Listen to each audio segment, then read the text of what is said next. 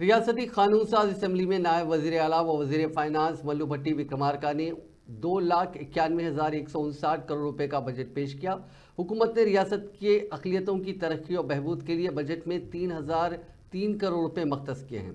अपनी बजट तकरीर में मल्लू भट्टी विक्रमार्का ने कहा कि रियासत की अक़लियतों की तरक्की और बहबूद के मामले में हुकूमत तेलंगाना पाबंद अहद है। उन्होंने कहा कि अक़लियतों के बच्चों को सिविल सर्विसेज इम्तिहान में तैयारी के लिए कोचिंग दी जा रही है और उन्हें स्टाइफंड भी अदा किया जा रहा है। उन्होंने कहा कि जनवरी 2024 में तबलीगी जमात के इज्तिमा के इनेकाद के लिए 2,40,00,000 रुपए जारी किए गए। इस साल आज़मीन हज के इंतजामात बशमूल हज कैंप के इनेकाद के लिए इस महीने में 4,43,00,000 रुपए मंजूर किए गए। మైనారిటీ వర్గాల హక్కుల పరిరక్షణ అభివృద్ధితోనే రాష్ట్ర సమగ్రాభివృద్ధి సాధ్యం.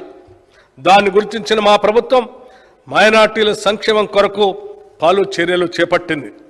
బీసీ, ఎస్సీ, ఎస్టీ విద్యార్థులతో పాటు మైనారిటీ విద్యార్థులకు 2024-25లో యూపీఎస్సీ సివిల్ సర్వీస్ పరీక్షలకు ఉచిత శిక్షణ ప్రభుత్వమే చేపట్టింది. దీనికోసం అనుభవజ్ఞులైన ఆచార్యుల సేవలను వినియోగిస్తున్నాం. శిక్షణ అత్యంత ఆధునిక విధానంలో ఇవ్వడంతో పాటు లోకల్ విద్యార్థులకు నెలకి 2,500 రూపాయలు, నాన్ లోకల్ అభ్యర్థులకి 5,000 రూపాయలు స్టైఫండ్ కూడా ఇస్తున్నాం. ఈ సంవత్సరం రంజాన్ వేడుకలకి 33 కోట్ల రూపాయలు మరియు అషూర్ ఖానాల పునరుద్ధరణకు నిర్వహణకు 50 లక్షల రూపాయలు మంజూరు చేశాం. జనవరి 2024లో జరిగిన తబ్లిగీ జమాత్ ఇస్లామిక్ సమావేశానికి 2.40 కోట్ల రూపాయలు విడుదల చేశాం.